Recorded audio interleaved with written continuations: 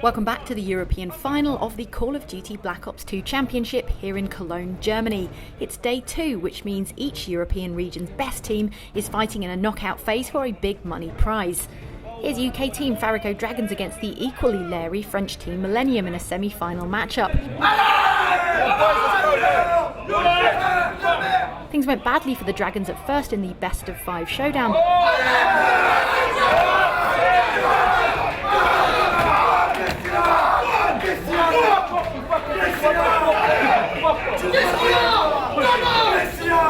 But they pulled it back in the 5th match,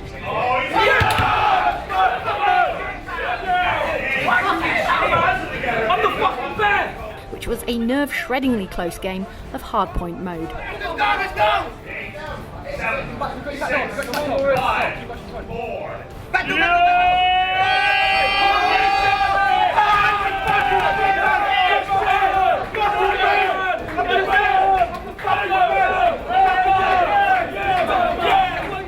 All right, David, that was Fariko.Dragons versus Millenium down on the floor. What did you make of that? That was intense. Oh, man. So, when you go to the BO5 format, the best of 5 format, you get that hard point in for the last game. You can just feel all the kind of adrenaline and pressure from the previous 4 matches come through, and you saw it and felt it in that room. It was a really cool moment.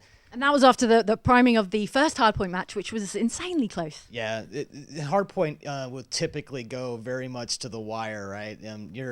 It's such a great mode where anchoring players and getting into position and jostling, and you can just and I think it's pretty easy for people at home to follow that kind of mode. There's only one point to focus on and being able to see where everybody is. So I think it's just a great mode for the esports initiative. Right, it's perfect for codcasting. Yeah, it's a great mode to codcast. Players are constantly in play. They'll respawn. They'll be back in the fight. And what's really fascinating about Hardpoint specifically is this is a mode where the way they play it competitively and the way that the public plays it are identical. There's no statistical variation. There's no differences. The rules are virtually identical. So if you like Hardpoint as a regular Call of Duty player, you're going to love Hardpoint as a competitive player. The French team Millenium, they started off, they're both rowdy teams. Yeah. Millenium started very loud, and we see it has a real impact on how these games go. Yeah, in fact, watching the Millennial team just sort of get in the groove, and then you could feel when they're not doing well, they come down, and you have to maintain a kind of consistent level of energy, or you need to build on the energy, which is what you saw Dragons do, just sort of starting, and then they get excited, but then they get constantly excited, and by the time the final match came up, it was just like fisticuffs waiting to happen. You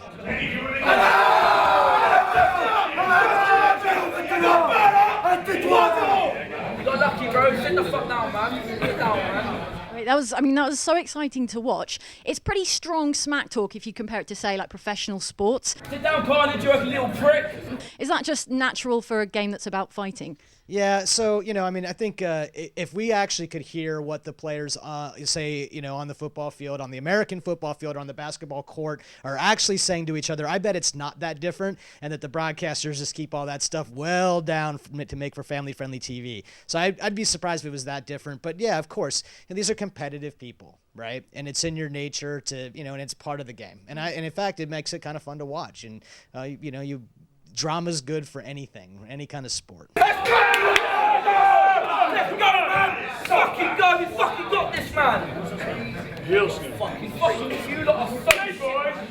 Absolutely. And were codcasting this kind of esport to go public, would you need to keep that kind of smack talk away from the family-friendly audience in the same way as professional sports? Yeah, just in general, you need to be able to provide a really good accessible show for, and it's pretty easy to do that just through good production value and quality, right? So it's not, we're not dealing with anything. This is actually fantastic.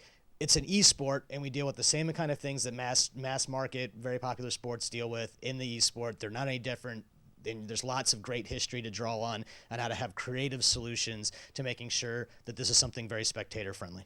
Okay, David, soon enough we're going over to the grand final with Epsilon. Yes. and also with Fariko.Dragons. Who do you like for it? Oh man, so I casted the Epsilon match.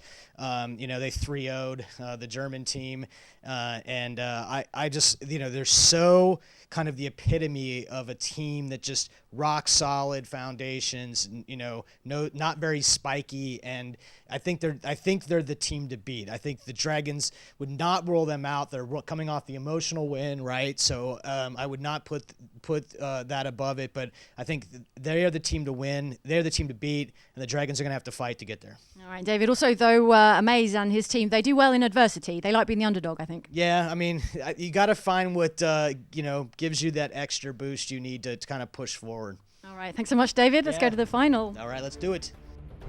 Dragons went on to meet Epsilon in the grand final, but in the end lost out to the Irish team, who picked up the grand prize and a solid granite Black Ops 2 trophy. We spoke to Dragons team captain aMaZe after his team's defeat at the hands of Epsilon. Hey, it's all over at the 2013 Call of Duty Championship European final, and we're joined by aMaZe once again. Condolences, you had a good time. Yeah, it was an amazing time. We done a lot better than expected, and we actually brought in some money as well, so free trip to America and some money. I can't say no, really. Right, the main thing is you're still off to the grand final in Hollywood. Yeah, I mean, we can win a lot more money there, so we've got to put a bit more practice in and try and bring some more money home. Absolutely. So your match against Millenium, that was, without doubt, that was the match of the show. You must be pretty proud about that. Yeah, that was a sick match. I want to watch that back when I get home. I'm not sure how it looked from your perspective, but from my view, it looked like a sick game. Yeah, that was hot. That was really hot. How do you think it went down in the last one against Epsilon there? What happened?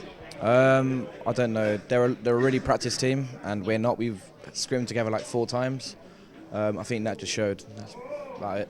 Okay. What do you think you've got to train in? What have you got to learn before you go to America? I mean, it's just a chemistry, really. I mean, we wasn't doing the right things. We were switching roles around like on the day before maps. I mean, we weren't prepared really, but I'm not even sure how we finished second in the first place. But I mean, we just have to put some more hours in, basically. Yeah, it is a second though, and you've got this magnificent trophy. It's about 12 kilos. I think it's made of granite or something. I'm not sure, but it weighs a ton. How are you going to get it back to the UK? Either in my hand luggage or I have to send it back or something. I don't. Secreted about your person. Yeah. All right. Well, best of luck, and we'll see you in America. Thank you very much.